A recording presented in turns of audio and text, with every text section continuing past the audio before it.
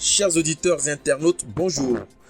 Confort écoute dans cette nouvelle édition des bonnes nouvelles sur l'Afrique d'une seule voix, votre radio.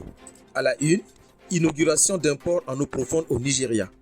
Le président nigérian Muhammadu Buhari a marqué l'ouverture d'un port en eau profonde de 1,5 milliard de dollars, financé par la Chine dans le centre commercial de Lagos, dont les autorités espèrent qu'il contribuera à la croissance de l'économie en difficulté de cette nation ouest-africaine. Le port en eau profonde de Lekki est l'un des plus grands d'Afrique de l'Ouest et créera des centaines de milliers d'emplois, en plus de réduire la congestion des cargaisons qui coûte des milliards de dollars en revenus annuels, a déclaré lundi le gouverneur de Lagos, Babajide Sanwo-Olu. Le port, dont le terminal à conteneurs peut traiter au moins 2 500 000 de conteneurs standards de 20 pieds par an, sera exploité sous la forme d'une coentreprise entre le gouvernement nigérian, l'État de Lagos, le groupe Toleram, basé à Singapour, et la société publique China Harbour Engineering Company. Les autorités affirment que le nouveau port en eau profonde, situé à l'est de Lagos, permettrait de détourner le trafic des ports encombrés et d'augmenter les revenus, les retombées économiques attendues étant de 360 milliards de dollars. Les retombées économiques attendues étant de plus de 360 milliards de dollars. Ensuite, cap au Kenya, une révolution dans le transport. Paul Waweru se balade dans les rues de Nairobi au Kenya à la recherche de vieilles batteries d'ordinateurs portables qui, une fois transformées, lui permettront d'alimenter des vélos et des motos électriques. Après avoir récupéré de vieux deux roues, il leur installe ainsi une batterie recyclée et les revend via la société qu'il a créée, Ecomobilis. Cet enseignant est certain d'avoir trouvé le bon filon. Coursiers et livreurs, conquis par ces vélos électriques, les ont rapidement adoptés.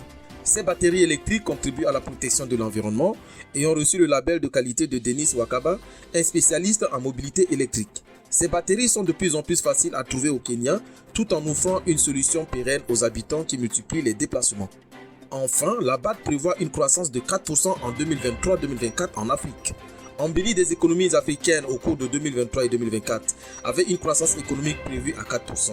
C'est ce que révèle la Banque africaine de développement à travers son rapport sur les performances et perspectives macroéconomiques de l'Afrique, publié le 19 janvier 2023. Des prévisions qui dépassent la moyenne mondiale projetée à 2,7% et 3,2% dans certains cas.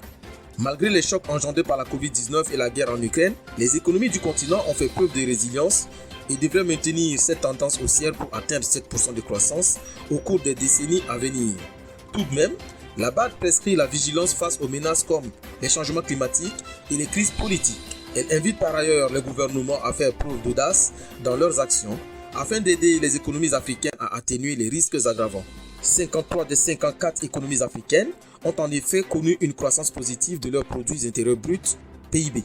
Par ailleurs, le Rwanda, la Côte d'Ivoire, le Bénin, l'Éthiopie et la Tanzanie, les 5 économies les plus performantes du continent, devraient croître de plus de 5,5% en moyenne en 2023-2024 et reprendre leur place parmi les 10 économies à la croissance la plus rapide au monde. Ainsi s'achèvent ces bonnes nouvelles qui ont été préparées en collaboration avec ma consoeur Chancel Miakazebi. Retrouvez-moi du lundi au vendredi à 6h, 7h, 8h, 9h et 10h, ensuite 14h, 15h et 16h et enfin 18h, 19h et 20h pour d'autres bonnes nouvelles sur l'Afrique d'une seule voix. Enfin, une radio qui informe autrement. Roca Ronel Landung, dévoué à égayer votre journée.